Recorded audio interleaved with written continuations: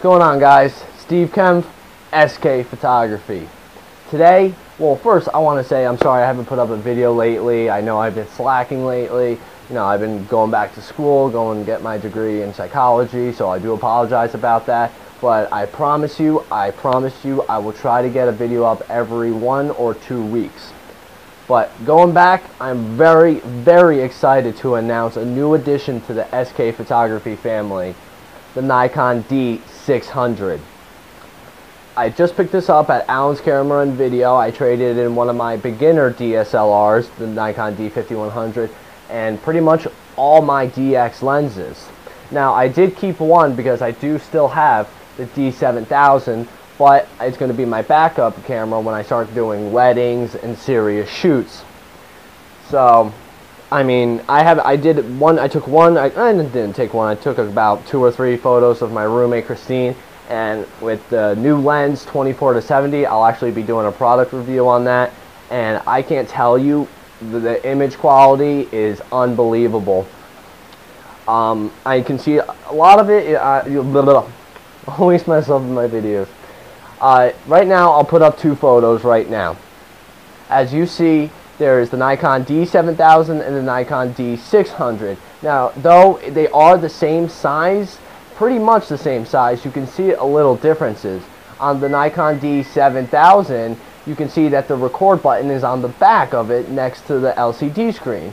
But on the Nikon D600, it's gone. Well, it's not gone, it's actually on top of the camera right next to your shutter speed button. So, though there are a lot of body build similar characteristics to it, you know, the body build is very alike, you know, the weight is probably about the same to me. You know, though they do look a lot alike, there are a lot of technical differences that go into it. I'm not going to be going over the technical differences, I'm just going to go over some of the major changes that I see already, and only owning it for 24 hours. Well, the build is the same. This is the Nikon D600 right here with the Nikon D7000 right here. I know you're probably saying these are a little bit bigger. I do have my battery grips attached to these because I do love the battery grips. Once I started shooting with the D7000 and I put the battery grip on it, I never shoot without them. But the biggest difference I see between these two is the LCD screen on the back. The D7000 has a 3-inch screen, whereas the D600 has a 3.2-inch screen. Not that bigger, but still it's bigger, so it'll be able to help you see your images a lot better, but a lot of professionals don't chimp. But for you enthusiast photographers, you know, looking at your screen, it'll help you look at them better. Another thing, Nikon D7000 shoots at 16, I'm sorry, I took a few notes, I'm still not sure on the technical spec. Yeah, the Nikon D7000 has the 16.2 megapixels, whereas the D600 has 24.3 megapixels.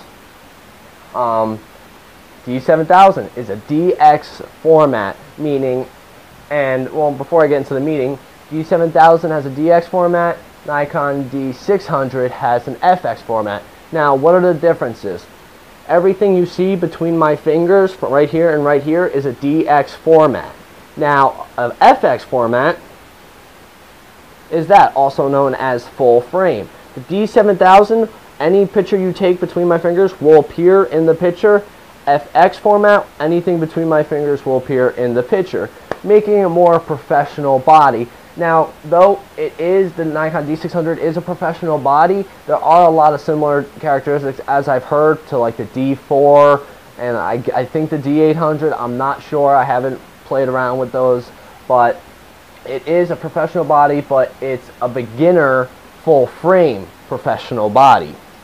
So, I mean, those are just some of the characteristics right there. D7000, you don't really want to take out in the snow like your beginner DSLRs, your D3000, 3100, 5100. If it's flurrying a little bit, okay, I can see taking out in the snow, but you don't want to be out there for, I don't know, any longer than like 5-10 minutes because it can damage the camera.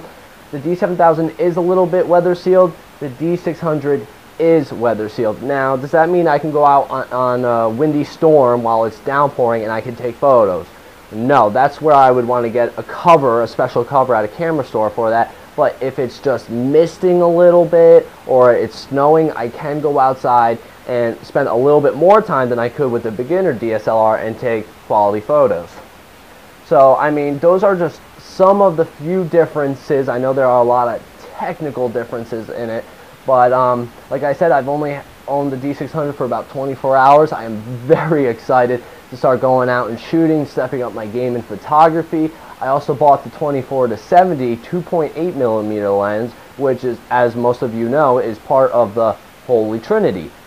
Now, when I get the 14 to 24 or the 70 to 200, that's going to take some time. As you guys know, quality is quantity. It's expensive. So there you go. That's just a very small review between the Nikon D600 versus the D7000. Give me a few months to start playing with it, or maybe just even 1 month to go out, photograph with this photo, and I'll make another video as the technical specs on it, telling you, the quality, what things it can do that the 7000 can't do, so on and so forth. So, like I said in the beginning, I'm sorry I haven't been around a while. I will definitely try to excuse me. I will definitely try to get more videos up there, try one every 1 or 2 weeks.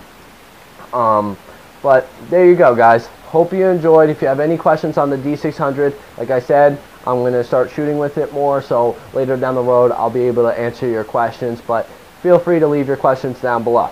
Steve Kempf, SK Photography, keep on shooting.